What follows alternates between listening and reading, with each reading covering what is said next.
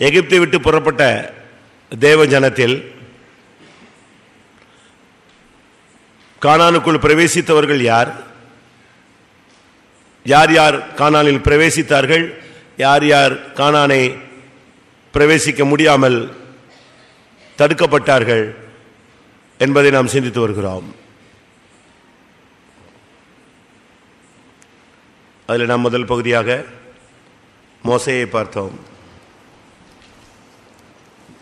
அடுத்ததாக ஆரோனை பார்த்தோம். அதற்கு அடுத்து மிரியாமை பார்த்தோம். இவர்கள் மூவரும் ஒரு நல்ல ஆவிக்குரிய குடும்பத்தில் வளர்ந்து ஒருமித்து செயல்பட்டவர்கள். ஆனால் ஒவ்வொரு காரணங்கள் அவர்களுடைய வாழ்க்கையில் இடம் கொடுத்தபடினால் கடைசியிலே அவர்கள் கானானை சுதந்திரிக்க முடியாமல் போய்விட்டது. இவர்களோடு இணைந்து இன்னொரு கூட்டத்தார் வந்தார்கள்.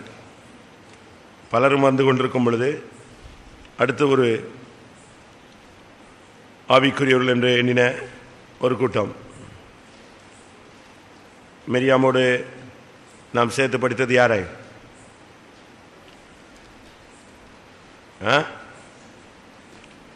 சொல்லுங்க.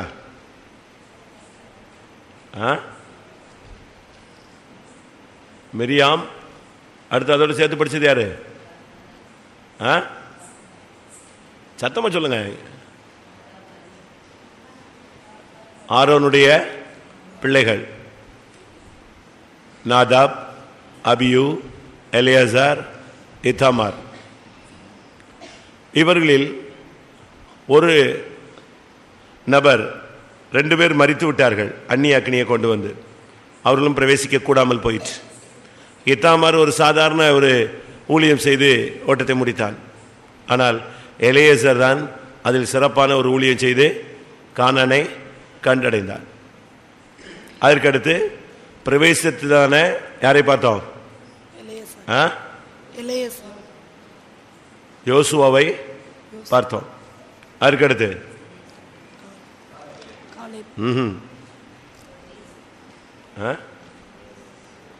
நேற்று காலையில்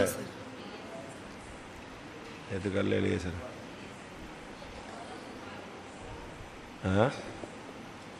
எழுதி வைக்கல. ஏட்டு சுரைக்க ஒன்றும் உதவலையா கூட்டுக்கு?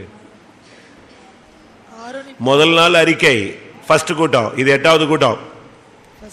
முதல் நாள் அறிக்கை, எப்படி செய்ய வேண்டும், எதை செய்ய வேண்டும், அறிக்கை செய்தால் நமக்கு கிடைக்கும் நன்மைகள்.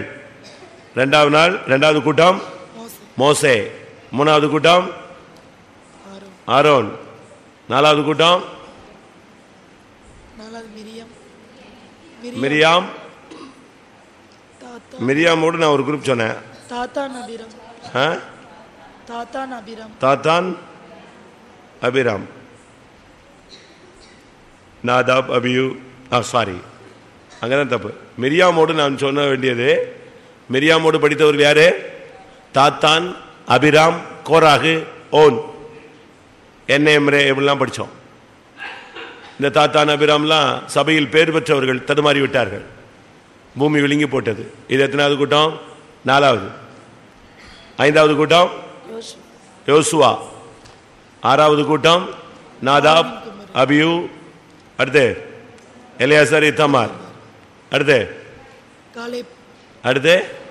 காலேப். அதுக்கடுத்து இன்னைக்கு வந்த ஆளுங்களுக்கு நான் இதெல்லாம் சொன்னேன், என்னவோ பைபிள்ல இருந்து என்ன சொல்லிட்டு இருக்காரு. ஏன்னா நம்ம ஆளுங்களில் ஒரு குரூப் வந்து என்ன நீங்கள் சொன்னாலும் அந்த கடைசி கூட்டத்தில் வந்துட்டு அப்படி தட்டி விட்டு போகிறது. இன்றைக்கு நாம் சிந்திக்க போகிற சிலர். 1 என்னாகமம் 15:32-33. இஸ்ரவேல் புத்திரர் வண்ணாந்தரத்தில் இருக்கையில் ஓய்வு நாளில் விறகுகளை பொறுக்கிக் கொண்டிருந்த ஒரு மனிதனை கண்டுபிடித்தார்கள். விறகுகளை பொறுக்கின அந்த மனிதனை கண்டுபிடித்தவர்கள் அவனை மோசே, ஆரோன் என்பவர்களிடத்துக்கும் சபையார் அனைவரிடத்துக்கும் கொண்டு வந்தார்கள். அவனுக்கு செய்ய வேண்டியது இன்னதென்று தீர்க்கமான உத்தரவு இல்லாதபடியினால் அவனை காவலில் வைத்தார்கள். கர்த்தர் மோசேயை நோக்கி, அந்த மனிதன் நிச்சயமாய் கொலை செய்யப்பட வேண்டும். சபையார் எல்லாரும் அவனை பாளையத்திற்கு புறம்பே கல்லெறிய கடவர்கள் என்றார். அப்பொழுது சபையார் எல்லாரும் கர்த்தர் மோசேக்கு கட்டளையிட்டபடி அவனை பாளையத்திற்கு புறம்பே கொண்டு போய் கல்லெறிந்தார்கள். அவன் செத்தான். இது இஸ்ரவேல் புத்திரர்ல ஒருவன் செய்த தவறின் நிமித்தம் அவனும் கானானுக்குள் போகாமல் வனாந்தரத்தில் செத்தான். அதுக்கு காரணம் என்ன? ஆயிரக்கணக்கானவர் செத்தாங்க. இப்போ நம்ம அந்த சப்ஜெக்ட் போக முடியாது. ஒவ்வொரு சூழ்நிலையிலும் அவ்வளோ ஒரு செத்தாங்க. இவன் பர்டிகுலராக இவனை பிடிச்சி வச்சு ஒரு ஜெயில் மாதிரி போட்டு அவனை வச்சுட்டு கர்த்தர்ட்ட விசாரிச்சாங்க. இவன் என்ன செய்தான்? ஓய்வு நாளில் என்ன செஞ்சிட்டான்? விறகு பொறுக்கிட்டான். ஓய்வு நாள் என்பது ஒரு பரிசுத்தமான நாள். அதில் ஓய்ந்திருக்கும்படியாக தேவன் தம்முடைய ஜனத்துக்கு கட்டளையிட்டார்.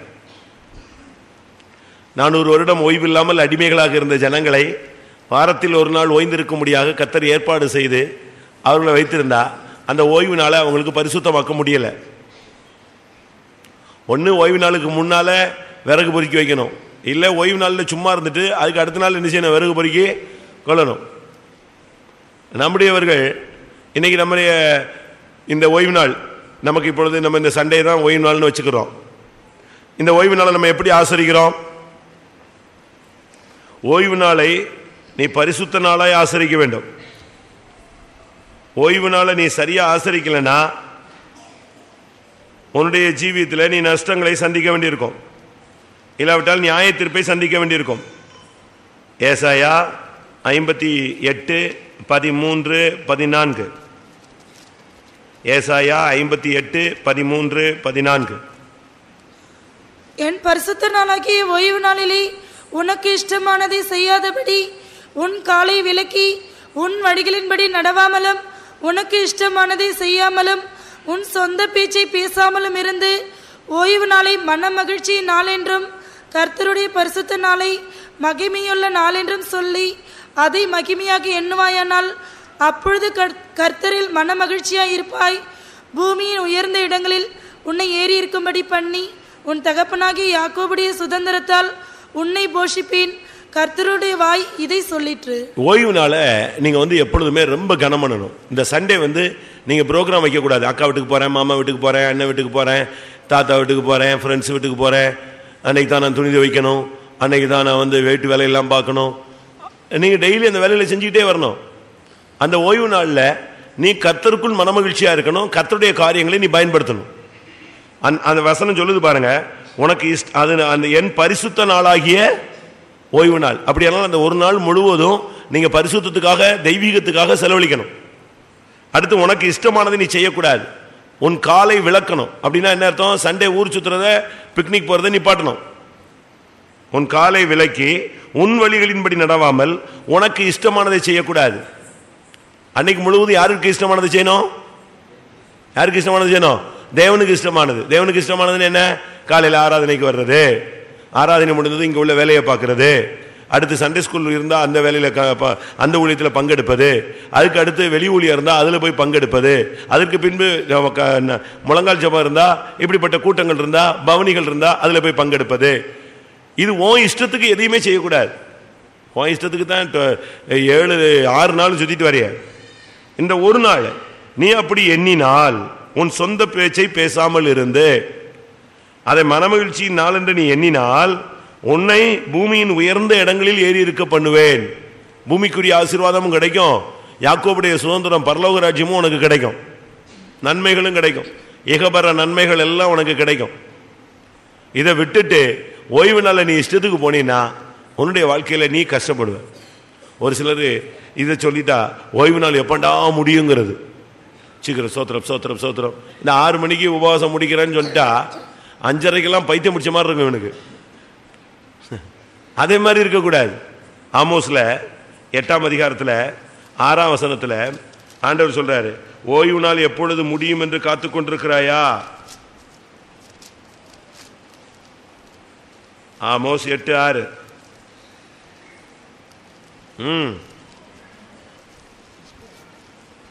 நாங்கள் தவசம் இருக்கத்தக்கதாக மாத பிறப்பும் நாங்கள் தானியத்தின் படைசால்களை திறக்கத்தக்கதாக பண்டசாலைகளை திறக்கத்தக்கதாக நாங்கள் தானியத்தின் பண்டசால்களை திறக்கத்தக்கதாக ஓய்வு நாளும் எப்போது முடியும் என்று சொல்லுகிறார்களே, இதை கேளுங்கள். சொல்லுகிறவர்களே இதை கேளுங்கள். ஓய்வு நாள் எப்போ முடியும்? சோத்திரம் சோத்திரம் சோத்திரம், சீக்கிரம் முடிஞ்சா நல்லா இருக்குமே. இஸ்ரேல் ஜனங்கள் ஓய்வு நாளை ரொம்ப கனம் பண்ணுவாங்க. நீங்க இஸ்ரேலின் யுத்தங்கிற சரித்திர ஹிஸ்டரி புக் வாங்கி படிச்சு பாருங்க.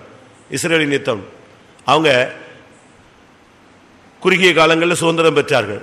சுதந்திரம் பெற்று அந்த தனி நாடா பிரகடனப்படுத்தின உடனே அரபுல இப்பவுமே இவங்களை அழிச்சிடணும், இவனை வளர விட்டுறக்கூடாதுன்ட்டு முதல் யுத்தம் செஞ்சாங்க. அதுலேயும் இவங்க ஜெயிச்சிட்டாங்க. ரெண்டாவது யுத்தம் பண்ணாங்க, அதுலேயும் இஸ்ரேல் ஜெயிச்சிட்டாங்க. அப்போ அவனுக்கு புரிஞ்சுது இவங்களோட போரிட்டு ஜெயிக்க முடியாது, கன்னிங்கா ஜெயிக்கணும்னு சொல்லிட்டு நீங்க மூணாவது யுத்தத்தை படிச்சு பாருங்க. படிச்சிருக்கீங்களா? அடுத்த யுத்தத்தை ஓய்வு நாளில் தொடங்கினா எப்படி இருக்கும்? இவனுக்கு ஓய்வு நாள் வேற, அவனுக்கு ஓய்வு நாள் வேற. நம்ம ஓய்வு நாள் உடஞ்சாலும் சரியில்லை, அவனை எப்படியா தட்டிடணும்னு ஓய்வு நாளில் யுத்தத்தை தொடங்கினார்கள். வார் டிக்ளேர் பண்ணாங்க எல்லா முஸ்லீம் கண்ட்ரிஸும் சேர்ந்து. இவங்களுக்கு ஒன்றும் ஓடலை, வருஷங்கட்டத்தனமாக சிக்கிட்டோம். 24 hours என்ன செஞ்சாங்கணும்? அடி வாங்கணும். 24 hours அடி வாங்கினா சுத்தமாக இஸ்ரேல் இருக்கிறதே குட்டி நாடு, ஒன்றுமில்லாமல் போயிடும், குட்டிச்சோறாயிரம் அழிஞ்சே போயிடும். அவங்க ஆண்டவரே ஓய்வு நாளை கனம் பண்ணுறோம், ஆனால் இப்படி ஒரு நிர்பந்தமான சூழ்நிலைக்கு நாங்கள் வந்துட்டோமே சுவாமி, என்ன பண்ணுறதுன்னு. ஆனால் கத்தர் என்ன பண்ணா தெரியுமா? இவங்க அவ்வளோ வெறும் அந்த ஓய்வு நாளில் பட்டயத்தை தூக்காம ஃப்ளைட் எடுக்காமல் அப்படியே தடுமாறி அப்படியே தேவனை நோக்கி பார்த்த போது ஆப்போசிட் டீமில் உள்ள ஃப்ளைட்டை எடுத்தால் ஃப்ளைட் ஒர்க் பண்ணல. படிச்சிருக்கீங்களா? படிச்சிருக்கீங்களா? கதை இல்லை, சம்பவம், ஹிஸ்ட்ரி. டேங்கரை ஸ்டார்ட் பண்ணாங்க, பீரங்கிகளை இயங்கலை. இப்படியே கத்தர் 24 மணி நேரம் போக்கு காட்டினார். போக்க காட்டிக்கிட்டே இருந்தார். இவன் அதை பண்ணா இதை பண்ணா, அங்க இருந்து என்னெல்லாமோ முயற்சி எடுத்தாங்க. 24 hours கத்தர் அவங்கள பைத்தியமாக்குனாரு. 24 மணி நேரம் முடிஞ்சது. ஸ்டார்ட் பண்ணா இவன் கொஞ்ச நேரத்தில் அடிச்சு தூள் தூளாக்கிட்டாங்க, வின் பண்ணிட்டாங்க. நீ படிச்சு பாருங்க, புக்ஸ் வாங்கி படிங்க. எதுக்கு இதை சொல்றேன்னா, நீ ஓய்வு நாளை கனப்படுத்தினால் கத்தர் உன்னை கனம் பண்ணுவார். அன்னைக்கு நீ வாடு கிளம்பி புறப்பட்டு போயிடுறது, மாமா வீட்டுக்கு போகிறேன், அக்கா வீட்டுக்கு போகிறேன், நண்பர் வீட்டுக்கு போகிறேன், சுற்றுறதுக்கெல்லாம் அன்றைக்கி யூஸ் பண்ணக்கூடாது. உன் இஷ்டத்துக்கு அன்றைக்கி எங்கேயுமே போகக்கூடாது. அன்றைக்கி ஃபுல்லாக உன் இஷ்டம் கிடையாது, தேவனுடைய இஷ்டம். இவன் என்ன பண்ணிட்டான்? இவன் எங்கே போயிட்டான்? என்னாகமத்தில் நம்மாள் இவனுக்கு பெயர் சொல்லலை அப்படின்னா எல்லாருக்கும் சேர்த்து எடுத்துக்கலாம். இவனை என்னாகமம் இவன் என்ன பண்ணா, இஸ்ரவேல் புத்திரர் வனாந்திரத்தில் இருக்கையில் ஓய்வு நாளில் விறகு பொறுக்கி கொண்டிருந்த ஒரு மனிதனை கண்டுபிடித்தார்கள். அவனை கொண்டு வந்து விட்டாச்சு. அவனுக்கு செய்ய வேண்டியது என்னன்னு இப்போ தெரில. ஜெபிச்சாங்க. கத்தர் சொன்னார், அவனை பாளையத்துக்கு புறமே கொண்டு போய் என்ன செய், கல்லறினார். அப்போ சண்டே சர்வீஸுக்கு வராத விசுவாசியெல்லாம் கலத்துக்கு எறிஞ்சா நம்ம விசுவாசி பாதி பேர் இன்னைக்கு செத்து போயிருக்கணுமே. அப்படிதானே? அது ஒரு பொல்லாத ஆவி உன்னைய ஆராதனைக்கு வரவிடாமல் தடுத்து எங்கேயோ கொண்டு போய் சொருவிடுது. வியாதியஸ்தர்களை நான் சொல்லலை. சபை கூடுதலை விட்டு விடுகிறவன் சபிக்கப்பட்டான். விடக்கூடாது. ஒரு நாளைக்கு நான் ஒரு சண்டே சர்வீஸுக்காக ஃப்ளைட்டில் போகிற விசுவாசிகள் இருக்காங்க. அவ்வளோ தூரம் ஃப்ளைட்டில் போகிறாங்க, 4 மணி நேரம் 5 மணி நேரம் காரில் போகிறாங்க. அப்படிலாம் போய் ஆராதிக்கிற முடியாத அவங்க போகிறாங்க. எத்தியோப்பியா மந்திரி எத்தியோப்பியாவிலிருந்து எங்கே வந்தான்? எருசலேமுக்கு ஆராதிக்க வந்தான். ஆனால் இப்போ நம்ம ஆளுங்க நாசரேத்தில் அங்கேருந்து அகப்பக்குளத்துலேருந்து வர்றது ரொம்ப தூரமாக இருக்குது. அதனால் பக்கத்தில் ஒரு சர்ச்சுக்கு போயிட்டேன். அரே அப்பா, பரலோகம் ஃபார் அவே, பாதாளம் நீ உட்கார்ந்துருக்க இடத்துக்குள்ளே கீழே போயிடலாம். அப்படித்தானே? பரலோகம் கோடிக்கணக்கான மைலுக்கு அப்பாற்பட்டது. பாதாளம் எங்கே இருக்கு? நீ உட்கார்ந்துருக்க இடத்தை பிளந்துட்டார்ல. நேர கோராக்கு தாத்தான் அபிராம்லாம் எங்கே போயிட்டாங்க? நேரடியாக பாதாளம் அவர்களை வெளியே கொண்டார். ஆராதிக்கிறதுக்கு உனக்கு தூரம் அதிகமாக இருக்குது. ஆனால் படிக்கிறதுக்கு நீ ஃபாரின் போகிற, வேலைக்கு ஃபாரின் போகிற. ஆனால் ஒர்ஷிப்புக்கு மட்டும் எங்கே வர முடியல? கொஞ்சம் லாங் டிஸ்டன்ஸ் உன்னால் நினைச்ச முடியல, வர முடியல. அப்படி தானே? படிக்கிறதுக்கெல்லாம் போகிறீங்களா? எல்லா தூரமாக போகிறாங்களா? ஓய்வு நாளை ஆசரிக்காத அந்த மனிதன் அவன் கானானை காணவில்லை. அதனால் இந்த விஷயத்தில் ரொம்ப நாம் கவனமாக இருக்க வேண்டும். அடுத்து என்னாகமம். நான் ஒரு 2-3 பேரை சொல்லிட்டு அடுத்து ஒரு சப்ஜெக்ட் சொல்கிறேன். முதல்ல ஒரு 3 பேரை சொல்கிறேன், அது பிறகு வேற ஒரு குரூப்பை சொல்கிறேன். ரெண்டாவது என்னாகமம் 25:14. மீதியானிய ஸ்திரீயோடி குத்துண்டு செத்த இஸ்ரவேல் மனிதனுடைய பேர் சிம்ரி. அவன் சல்லுவின் குமாரனும் சிமியோனின். மீதியானிய ஸ்திரீயோடு குத்துண்டு செத்த இஸ்ரவேல் மனிதனுடைய பெயர் சிம்ரி. அதாவது ஜனங்கள் எல்லாம் அழுதுகிட்டு இருக்காங்க, தேவ சமூகத்தில் கிடந்து ஆண்டவரே அழுதுகிட்டு இருக்கான். எல்லாம் நின்றுட்டு என்ன பண்றது ஆண்டவரே, இப்படி ஆயிடுச்சுக்கிட்டே, ஜனங்கள்ல வேசித்தனம் தொடங்கிருச்சே, இப்படி ஒரு தடுமாற்றம் வந்துருச்சே, சபிக்கிறாங்களே, தேவனுடைய ஜனத்தை சபிக்கிறதுக்காக இப்படி ஆயிடுச்சே. ஜனங்கள் எல்லாம் லைன் மாறிட்டான். பிள்ளையாம் ஜனத்தை சபிக்க வந்தான், சபிக்க முடியல, அவன் ஆசீர்வதிச்சிட்டான். அப்ப ஆசீர்வதிச்ச உடனே இந்த பாலாக் கேட்கிறான், அப்ப எப்படித்தான் இந்த ஜனத்தை வின் பண்றது? அப்ப அவன் சொன்னான், அவர்கள் தனித்து வாசம் பண்ணுகிற ஜனங்கள், வேறுபாட்டின் ஜீவியத்தை கெடுத்தா அவங்களை என்ன செய்யலாம், மேற்கொள்ளலான்னு ஒரு தவறான அணுகுமுறையை சொல்லி கொடுத்துட்டு போயிட்டான், தந்திரமா சொல்லி கொடுத்துட்டு போயிட்டான். யாரு? பிள்ளையாம். உடனே இவன் என்ன பண்ணிட்டான், விபச்சாரத்தை தொடங்கி விட்டுட்டான். பாலாக் விபச்சாரத்தை தொடங்கி ஜனங்களை தீட்டுப்படுத்த ஆரம்பிச்சான். இதான் என்னாகமம் 25 ஸ்டார்ட் ஆகுது. ஜனங்கள் மோவாபின் குமாரத்திகளோடு வேசித்தனம் பண்ண தொடங்கினார்கள். தங்கள் தேவர்களுக்கிட்ட பலிகளை விருந்துண்ணும்படி ஜனங்களை அழைத்தார்கள். எப்படி விருந்து? Get together, treat, chatting, dating, கிளம்புது வண்டி எல்லாம். இப்ப என்ன ஆகி போச்சு, ரூட் மாறுது. 3ஆம் வசனத்துல கர்த்தருடைய இஸ்ரவேலர் மேல் கர்த்தருடைய கடுங்கோபம் மூண்டது. உடனே ஆண்டவர் சொல்றாரு, யாராவது விபச்சாரம் பண்ணா, வேசித்தனம் பண்ணான்னா, அப்படி செய்தவர்களை சூரியனுக்கு எதிரே கர்த்தருடைய சன்னிதானத்தில் என்ன செய், தூக்கி போடு, தூக்கில் தொங்க விடுனாரு. பயங்கர டென்ஷன் ஆயிடுச்சு, பரிசுத்தத்தினுடைய தன்மை குலைச்சல் ஆயிடுச்சுன்னா உடனே கர்த்தர் பயங்கர டென்ஷன் ஆகி எல்லாரும் தூக்கில் போடுன்ட்டார். உடனே மோசே சொன்னா, யாராவது அந்நிய தெய்வத்தை கும்பிட்டானா கொன்று, அவனை விடாத. இப்ப என்ன பண்றது, ஆண்டவருடைய கோபம் மூண்டுடுச்சேன்னு சொல்லிட்டு 6ஆம் வசனம் என்னாகமம் 25:6. அப்பொழுது மோசேயும் இஸ்ரவேல் புத்திரராகிய சபையார் அனைவரும் ஆசரிப்பு கூடார வாசலுக்கு முன்பாக அழுது கொண்டு நிற்கையில், அவர்கள் கண்களுக்கு முன்பாக இஸ்ரவேல் புத்திரரில் ஒருவன் ஒரு மீதியானிய ஸ்திரீயை தன் சகோதரரிடத்திலே அழைத்து கொண்டு வந்தான். ஒரு பகுதியில் சுத்திகரிப்பு நடக்கு, ஜனங்கள் அழுதுகிட்டு இருக்காங்க, உபவாசம் போடுறாங்க, கண்ணீர் விடுறாங்க, ஆவியில நிரம்புறாங்க. ஒரு கூட்டம் ஜனம் வேசித்தனம், விபச்சாரம் வேற ரூட்ல போயிட்டே இருக்கு. காலையில பாஸ்டர் சொன்னாங்களே, காலையில அனைவரும் வர வேண்டும்னு, மற்றவங்க எங்க போயிட்டாங்க? இப்போ உட்காந்து சண்டே ஈவினிங் ப்ரோக்ராம் பார்த்துட்டு இருப்பான் டிவியில், அப்படித்தானே? இல்லை வேற எங்கேயாவது ரவுண்டில் இருப்பான், வீதியில் இருப்பான், சில வேளை வெளியில் இருப்பான், வீதியிலே இருப்பாள், சில வேளை வெளியில் இருப்பாள். அப்படிதான் பைபிள் சொல்லுது. எங்கேயாவது சுத்திட்டு இருப்பான். இங்க பாருங்க, அவன் அந்த சிம்ரி, எல்லா ஜனங்களும் பரிசுத்தவான்கள் அழுதுகிட்டு இருக்கான், மோசே அழுதுகிட்டு இருக்கான், ஜனங்கள் சபையார் எல்லாரும் அழுதுகிட்டு இருக்காங்க. இவன் துணிஞ்சு ஒரு பொண்ணை கூப்பிட்டு வர்றான். இங்க தாய் தகப்பெல்லாம் அழுவாங்க, இந்த பையன் அவன் பாட்டுக்கு போயிட்டு இருப்பான் எவ கூடயோ. இங்க தாய் தகப்பெல்லாம் அழுதுகிட்டு இருக்கோம், இந்த பொண்ணு யாரு கூடயோ ரவுண்ட் அடிச்சுட்டு இருக்கோம். அவங்களுக்கு அம்மா அப்பாவுடைய கஷ்டம் தெரியாது, அவங்களுடைய வேதனை தெரியாது, ஒன்றும் தெரியாது. மோசே அழுதுகிட்டு இருக்கான். ஒரு பெரிய நடத்திப்புக்காரன் உட்காந்து அழுதுகிட்டு இருக்கான், முழு சபையும் அழுதுகிட்டு இருக்கு. இவன் என்ன செஞ்சிட்டு இருக்கான்? இதுக்கு மத்தியில்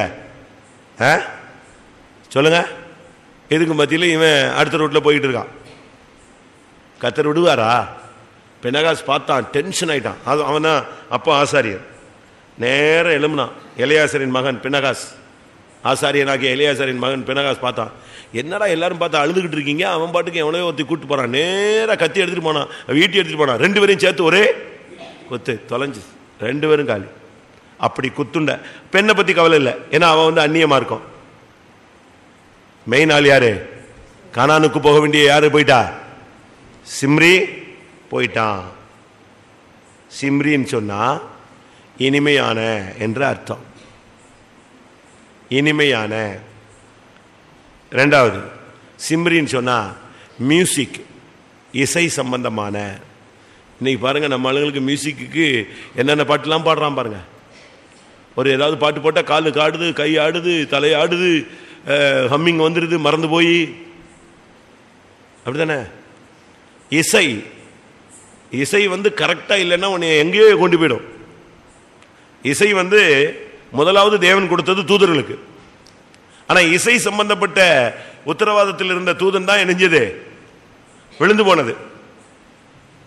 இசை சம்பந்தப்பட்ட, அதாவது தேவனை துதிக்க முடியாத இசை சம்பந்தப்பட்ட தூதன் தான் விழுந்தான். எசேக்கியேல் 28 நீங்க அதை பார்க்கலாம். நீ தேவனுடைய தோட்டமாகிய ஏதேனில் இருந்தவன், நாதஸ்வரம் நீ சிருஷ்டிக்கப்படும் பொழுது ஒன்னிலே எல்லாம் இருந்தது. 13 எசேக்கியேல் 28:13 நீ தேவனுடைய தோட்டமாகிய ஏதேனில் இருந்தவன், பத்மராகம், புஷ்பராகம், வைரம், படிக்கப்பச்சை, கோமேதகம், எஸ்பி, இந்திரநீலம், மரகதம், மாணிக்கம் முதலான சகலவித ரத்தினங்களும் பொன்னும் உன்னை மூடிக்கொண்டிருக்கிறது. நீ சிருஷ்டிக்கப்பட்ட நாளில் உன் மேல வாத்தியங்களும் உன் நாகசூரங்களும் உன்னிடத்தில் ஆயத்தப்பட்டிருந்தது. பாத்தீங்களா? விழுந்து போன தூதனுடைய ஒரு ஊழியம் என்னது? அவன் செஞ்சிட்டு இருந்த பரலோகத்தில் செஞ்ச ஊழியம் என்னது? கர்த்தரை துதிக்கும் போது மியூசிக் அவனுடைய பாடியிலே இருந்துச்சு. அவன் கையை அசைச்சா, காலை அசைச்சா, அவன் உடல் அசைச்சாலே என்ன இருக்கும்? மியூசிக் வரும். அப்படி எப்படி நடக்கும் அப்படிங்கிறியா? புது வருஷத்தில் உனக்கு எத்தனையோ கார்டு வந்திருக்க, திறந்த உடனே பாடுதே, திறந்த உடனே பாடுதா? உன் பேர் சொல்லுதா? பர்த்டே சொல்லுதா? வாழ்த்து சொல்லுதா? ட்விங்கிள் ட்விங்கிள் கூப்பிடுதா? வருதா? திறந்த உடனே பாடுதுன்னா தூதன் கையை அசைச்சா பாடாதா? எல்லாம் அவனுக்கு இருந்துச்சு. ஆனா அப்படினால்தான் விழுந்து போன மனுஷருடைய சந்ததியில் இவன் புகுந்தான். ஆதியாகமம் 4ஆம் அதிகாரம். காயினுடைய சந்ததி தான் அடுத்த மியூசிக்கை பிடிச்சது. 4:21 அவன் சகோதரனுடைய பேர் யூபால், அவன் கிண்ணறக்காரர், நாகசுரக்காரர் யாவருக்கும் தகப்பனானான். போயிடுச்சா? அவன் சகோதரனுடைய பெயர் யூபால், அவன் கிண்ணறக்காரர், நாகசுரக்காரர் யாவருக்கும் தகப்பனானான். விழுந்து போன கேருப் மியூசிக் வாசிச்சுக்கிட்டு இருந்த, பரலோகத்தில் மியூசிக் போட்டுட்டு இருந்த அந்த கேருப் விழுந்து இப்ப விழுந்து போனதான யாருடைய சந்ததிக்குள்ள போய் நிக்கிறான்? காயினுடைய சந்ததியில போய் நிக்கிறான். இன்னைக்கும் பாருங்க, நம்முடைய பிள்ளைங்கள்லாம் மியூசிக் போடணும், தப்பு இல்லை. அது கர்த்தரை துதிக்கிறதுக்கு மாத்திரம் இருக்கணும். இசை சம்பந்தமான விழுகை. எனக்கு தெரியும், நம்முடைய விசுவாசியில ஒரு விசுவாசி பையன், ரொம்ப சூப்பர் பையன். அவனுக்கு இவங்க அப்பா எப்படியாவது நம்ம பையன் கோயில்ல ட்ரம்ஸ் வாசிச்சிடணும்னு சொல்லி அவனுக்கு ட்ரம்ஸ் கற்றுக் கொடுத்துட்டாரு. அவன் கற்றுக்கிட்டு சாஃப்ட்வேர் இன்ஜினியர் ஆனா கற்றுக்கிட்டான். ஆனால் இந்த ட்ரம்ஸ் ஆவி அவனை இழுத்துடுச்சு. இன்னைக்கு அவன் விசுவாசி பையனா இருக்கான், பேருக்கு வருவான், தசமமாகவும் கொடுப்பான். அவங்க அப்பா அவன் தசமமாகவும் கொடுப்பாரு. அவன் தசமமாகவும் கொடுப்பாரு. மாதம் 8,000 12,000 திடீர்னு அவனுக்கு எக்ஸ்ட்ரா பணம் கிடச்சிது, இருந்தாங்க 1 லட்சம் அவன் அப்படின்னு சொல்லி கொடுப்பார். நல்ல ரொம்ப டேலண்டடாக நான். ஆனால் என்ன பண்ணிடுச்சு பிசாசு, அவனை நமக்கு மியூசிக் போட விடாமல் எங்கே கொண்டு போயிடுச்சு? ராக்கில் கொண்டு போய் உள்ள விட்டுருச்சு. பாப்பு ராக்குன்னு போயிட்டான். இப்போ மெட்ராஸில் வேலை பார்க்குறான், ஃபாரினில் போவான். காலையில் கல்கட்டா ப்ரோக்ராம், சாயங்காலம் Bangalore programme, night Chennai programme attend பண்ணுறான். எல்லாம் மியூசிக், சினிமா. இவன் அதில் ஃபேமஸான ஆள். பிசாசு அவனை எங்கே கொண்டு போயிடுச்சு? தனக்கு யூஸ் பண்ண கொண்டு போயிட்டான். நல்ல கவனமாக இருக்கணும். சிம்ரி அது வாட்டுக்கு ஆட விட்டு எவ்வளையோ கூட்டிட்டு வந்துட்டான். டிஸ்கோவில் சேர்ந்துட்டு கடைசியில் செத்தது தான் என்னது மிச்சம். எங்கே போக வேண்டிய ஆளே? எங்கே போக வேண்டியது? ரொம்ப கவனமாக இருக்க வேண்டிய ஒரு காலம். வேறுபாட்டின் ஜீவியம் செய்ய வேண்டிய இடம். நீ அங்கே ஜாதிகளோடு கலந்து விட்டாய். விபசாரம் பண்ணக்கூடாது என்ற நீ விபசாரம் செய்து விட்டாய். பரிசுத்தவான்கள் சபையெல்லாம் உட்கார்ந்து அழுதுகிட்டு இருக்கும்போது நீ துணிகரமாக நீ பாவம் செய்கிறாய். ஒரு சிலர்லாம் ரொம்ப துணிகரமாயிட்டாங்க. யாருக்கு? பாஸ்டர்யா சொல்லுங்க, போங்க போய் சொல்லுங்க. என்ன தலையை எடுத்துருவாங்களா? தலையை எங்க எடுக்கிறாரு? கர்த்தர் நித்திய ஜீவனை எடுத்துடுறாரு, அவ்வளவுதான். நீ வாட்டுக்கு நீ உலகத்தில் பிரபலமாய் போய்கிட்டே இருக்கலாம். அதெல்லாம் பற்றி நாங்கள் உன் பின்னாலேயெல்லாம் வர முடியாது. ஜெபம் பண்ணி விட்டுருவோம், தண்ணி தெளிச்சு விட்டா போதும். அது வாட்டு போய் எங்கேயாவது போய் முட்டி மோதி நிற்க வேண்டி. ரொம்ப துணிகரமான பாவங்களுக்கு இடம் கூடாது இருங்க. சபையார் எல்லாரும் அழுதுகிட்டு இருக்கும்போது சபை கண்களுக்கு முன்பாக துணிஞ்சு போறான். அவர்கள் கண்களுக்கு முன்பாக ஒரு சிலர்லாம் தவறு செய்கிறாங்க, அது துணிஞ்சிருச்சு. இனிமேல் அது ஜட்ஜ்மெண்ட் வந்தால் தான் என்னது கரெக்டாகும். இது சிம்ரி. முதலாவது ஆள் யாரு? ஓய்வு நாளில் விறகு பொறுக்குனவன். ஞாயிற்றுக்கிழமையை பயன்படுத்து. சபையில் ஒரு கூட்டம், சுத்திரிப்பு கூட்டம்னா நீ போய் பாவத்துக்கு நேரத்தை கழிக்காத, கானானுக்கு போய் சேர மாட்ட. மூணாவது எத்திரோ. எத்திரோன்னா யாரு? மோசையினுடைய மாமனார். அவனை ஒரு இடத்துல ரெகுவேல்னு சொல்லியிருக்கு, ஒரு இடத்துல ஓஃபான்னு சொல்லியிருக்கு, ஒரு இடத்துல எத்திரோன்னு என்ன செஞ்சிருக்கு சொல்லியிருக்கு. ஒரு இடத்துல ஓஃபா யாருடைய பையன்? எத்திரோட பையன் சொல்லியிருக்கு. ஆனால் யாத்திராமத்தில் பார்க்கும்போது நீங்கள் படித்து பார்த்தீங்கன்னா எத்திரோவுக்கு 7 குமாரத்திகள் தான் சொல்லியிருக்கு. ஆனால் மோசே ஓஃபா என்பவன்கிட்ட பேசும்போது நீ என்னோடு கூட வான்னு தான் சொல்கிறான். அவன் தான் பேசுகிறான், வா. ஆனால் எது எப்படியோ இந்த எத்திரோ நல்ல ஒரு சான்ஸ் கிடைச்சிது, ஆனால் அவன் அதை பயன்படுத்தலை. இல்லாவிட்ட அந்த ஓஃபா தனக்கு நல்ல சான்ஸ் கிடைச்சது, அதை என்ன செய்யலை, அவன் பயன்படுத்தலை. எத்திரோ ரொம்ப தெய்வீகமான, அவன் மீதியானுடைய ஆசாரியனாக இருந்தாலும் தனக்கு ஒருத்தன் உதவி செஞ்சான்னா நன்றி செலுத்தக்கூடியவன், ரொம்ப நன்றி செலுத்தக்கூடிய ஒரு ஆள். யாத்திராகமம் துவக்கத்தில் நாம் பார்க்கும்போது அவனுடைய லைஃப், யாத்திராகமம் 2ஆம் அதிகாரத்தில் எத்திரோனுடைய குமாரத்திகள் தண்ணி காட்டும்படியாக வரும்போது மேய்ப்பர்கள் துரத்துகிறார்கள். மோசே அவர்களுக்கு உதவி செய்து தண்ணீர் காட்டுகிறார். இப்போ அவர்கள் தங்கள் தகப்பனாகிய இந்த இடத்துல ரெகுவேல் இடத்துல அவர்கள் போய் சேருகிறார்கள். அங்கே போய் சேர்ந்தா அவன் கேட்குறான், இவ்வளோ சீக்கிரம் வந்தது என்னன்னு. இல்லை, ஒரு எகிப்தின் எங்களை தப்பு வச்சு எங்களுக்கு ஆடு தண்ணி காட்டிட்டான். உடனே அவன் என்ன சொல்கிறான், அவன் எங்கே? அந்த மனிதனை நீங்கள் விட்டு வந்தது என்ன? போஜனம் பண்ணும்படிக்கு அவனை என்ன செய்யணுங்க, அழைச்சிட்டு வாங்க. நன்றி மறப்பதே நன்று. மறந்துடக்கூடாது. நன்றியை நீங்கள் ஒரு நாளும் மறக்கக்கூடாது. மனுஷன் செய்த நன்மைகளையும் மறக்கக்கூடாது, தேவன் செய்த நன்மைகளையும் மறக்கக்கூடாது. அவன் ரொம்ப நன்றி உள்ள, விசுவாசம் உள்ள ஒரு மனுஷன்.